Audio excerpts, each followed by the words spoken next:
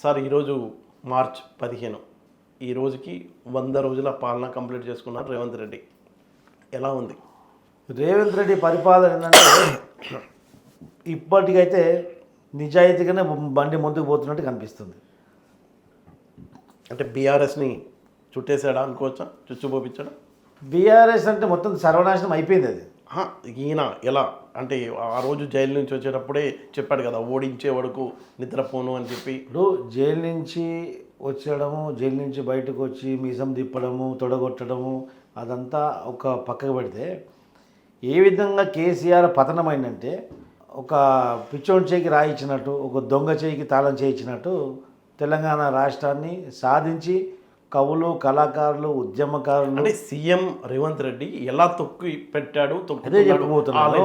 కవులు, కళాకారులు, ఉద్యమకారులు, ఆ విద్యార్థులందరూ కలిసి తెలంగాణ సాధించుకొని, ఆ సాధించినటువంటి తెలంగాణ ఒక లాకర్లో పెట్టి, ఆ లాకర్ తాళం నుంచి ఒక దొంగ చేకిస్తే, ఆ తెలంగాణ లాకర్ని మొత్తం బంగారం చేస్తా అని చెప్పేసి దాన్ని బర్బాద్ చేసి తన సొంత కడుపు నింపుకొని అధికారం రాగానే ఒక విర్రవీగి ఒక నియంతలాగా మారి ఆయన అహంకారం అనేది ఆకాశాన్ని అంటుకుంది. అహంకారమైన పతనమైంది. ఎందుకంటే నేచర్ ఎప్పుడైనా కానీ కరెక్షన్ చేస్తుంది. అది గుర్తుపెట్టుకోండి ఫసల్ గారు. ప్రకృతి అంటే నేచరు ఎవరైనా కానీ, ఎంతటి వ్యక్తి అయినా కానివ్వండి, నేనే అనుకుని వెళ్ళిన వారికి ఆల్మోస్ట్ కరెక్షన్ అవుతూ ఉంటుంది. ఒకవేళ వాతావరణం చూసుకోండి, విచ్చలవిడిగా ఆహార అలవాట్లు మారిపోయిన తర్వాత కోవిడ్ లాంటి కరెక్షన్ వచ్చింది. మనం రాజకీయ రంగానికి వస్తే ఎన్టీ రామారావు గారు ముఖ్యమంత్రి అయిన తర్వాత ఇక నా తర్వాత ఎవరు లీడర్ లేరు అనుకున్నారు. ఇందిరాగాంధీ నుంచి మొదలు పెడదాం మనం. ఇందిరాగాంధీ నా తర్వాత ఇంక ఎవరు లేరు, దేశానికి ఎవరు నెక్స్ట్ ఎవరు ఆలోచన కూడా రానటువంటి పరిస్థితి ఆ రోజు. ఇందిరాగాంధీ కూడా ఎమర్జెన్సీ లాంటి సిచ్యువేషన్ తీసుకొచ్చి ఒక నియంతలాగా పరిపాలించడానికి పోయింది. ఏమైపోయింది? నేచర్ కరెక్షన్ ఇచ్చింది. రాజీవ్ గాంధీ ఆయన అదే విధంగా పోయాడు. అవును.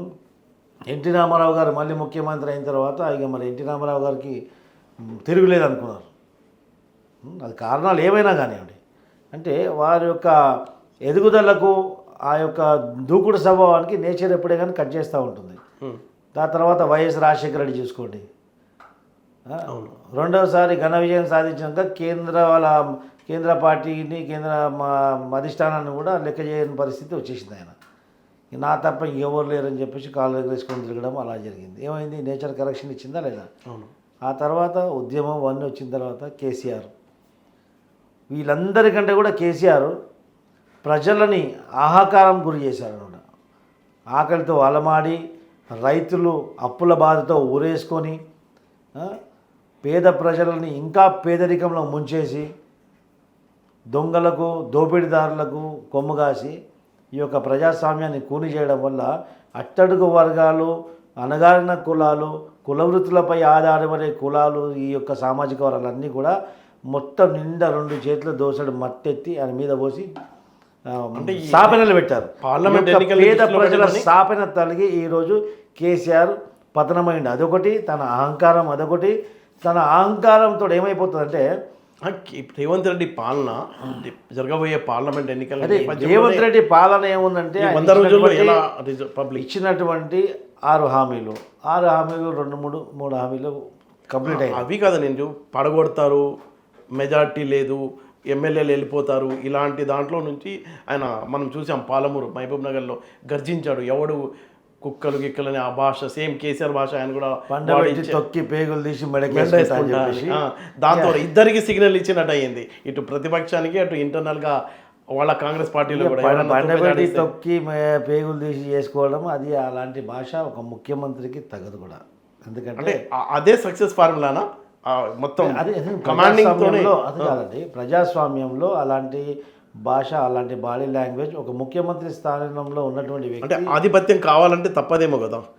ఇప్పుడు ఆధిపత్యం కావాలంటే నీ పనితనంతో, నీ యొక్క కేపబిలిటీ తోటి చూపించుకోవాలి, అంతే తప్ప. పనితనం అంటే గ్యారంటీల్లో కొన్ని అమలు చేశారు, గ్యారంటీలు అమలు చేశారు. ఇప్పుడు ఆర్టీసీకి ఫ్రీ బస్సు చేశారు.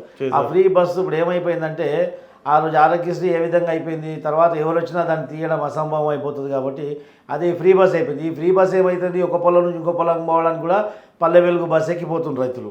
ఇప్పుడు అది బంద్ చేస్తే మాత్రం భారీ వ్యతిరేకత ఎదుర్కోవాల్సి వస్తుంది ఎవరు బంద్ చేసినా. అలాగే టీఎస్ నుంచి టీజీకి టీఎస్ నుంచి టీజీ అనేది జాతీయ గీతాన్ని మార్చడం, ప్రభుత్వ చిహ్నాన్ని మార్చడం, టీఎస్ నుంచి టీజీకి చేయడం అనేది అది ఆహ్వానించగలది, వెల్కమ్ చేయాలి. ప్రభుత్వ చిహ్నం కూడా చార్మినార్ బొమ్మ, కాకతీయులు రాజరికం కాకుండా అది కూడా మార్చాలనుకోవడం.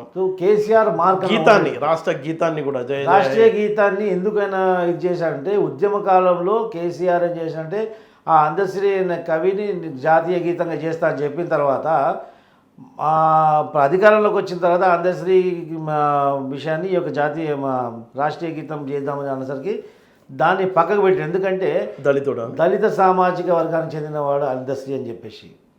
ఇప్పుడు రేవంత్ రెడ్డి గారు వచ్చిన తర్వాత అది జయ జయ హే తెలంగాణ అనేది మళ్ళీ మన తెలంగాణ రాష్ట్ర తెలంగాణ తల్లి విగ్రహం, తెలంగాణ తల్లి అనేది తల్లి విగ్రహాన్ని కూడా మారుస్తున్నారు. ఖచ్చితంగా తెలంగాణ తల్లి విగ్రహం కాదు అది. తెలంగాణ తల్లి అంటే మన ఇంట్లో మన తల్లి ఏ విధంగా ఉంటుంది, హావభావాలు, మన తల్లి యొక్క రూపం ఏ విధంగా ఉంటుంది అదే విధంగా ఉండాలా. ఒక సంపన్నుల మహాలక్ష్మి లాగా ఉండడం కాదు. తెలంగాణ అంటే గత స్వాతంత్రం వచ్చిన నుంచి ఇప్పటి వరకు మన మీద అగ్రకుల అరాచకాలు, వలస పాలకుల యొక్క అరాచకాలు, వాళ్ళ యొక్క దుర్మార్గాలు, రాక్షసత్వాలు మనం అనేక విధంగా మనము ఒత్తిడికి లోనైనాం. ఇక్కడ అంటే టోటల్గా చూస్తే తెలంగాణ ప్రజల మెప్పు పొందారని చెప్పొచ్చా? తెలంగాణ ప్రజల మెప్పు పొందారు. ఇదే నిబద్ధతతో ముందుకెళ్ళి తెలంగాణ ప్రజల యొక్క సంపదని, తెలంగాణ రాష్ట్ర సంపదని పెంపొందింపజేసి తెలంగాణ ప్రజల ఆస్తులకు, వాళ్ళ ప్రాణాలకు, మానాలకు రక్షణగా ఉంటే మాత్రం ఖచ్చితంగా రేవంత్ రెడ్డికి ప్రజల్లో ఇంకా మన్నన వస్తుంది. ఏమాత్రం కూడా కేసీఆర్ యొక్క అలవాట్లు ఈయన లోపు వచ్చేస్తే మాత్రం ఈయన పతనం స్టార్ట్ అవుతుంది. దానికి ఏమంటుంటే క్లియర్గా కేసీఆర్కు ఉన్నటువంటి అహంకారములు, కేసీఆర్ ఈరోజు పతనమైంది తన అహంకారంతో. ఎందుకంటే కేసీఆర్ ఒక మేధావి, అది నో డౌట్. ఎందుకంటే తెలుగుదేశం పార్టీలో ఉన్నప్పుడు కేసీఆర్ తోటి అతి సన్నిహితంగా మేము చూసిన వ్యక్తులం కాబట్టి ఈ సో ఇంటెలిజెంట్ కూడా అయినప్పటికీ కూడా అహంకారం ఏమవుతుంది, తనను పతనం చేస్తుంది. రావణుడు ఎంత బుద్ధిమంతుడైనా అని, ఎంత బలవంతుడైనా కానీ అహంకారంతో చేయరాని తప్పులు చేయడం వల్ల పతనానికి గురయ్యాడు. అదేవిధంగా కేసీఆర్ కూడా అదే పతనానికి గురయ్యాడు. ఈ యొక్క పతనానికి కారకులు కావద్దు రేవంత్ రెడ్డి గారు. ఇక మొత్తం పూర్తి పదవీ కాలం కొనసాగించి మళ్ళీ కూడా వారే ముఖ్యమంత్రి పదవి అధిరోహించాలని ఆశిస్తూ శుభాకాంక్షలు. భవిష్యత్తులో కూడా వారు ఇంకా మంచి చేయాలి, ప్రజలకు మంచి చేయాలని కోరుకుంటాం.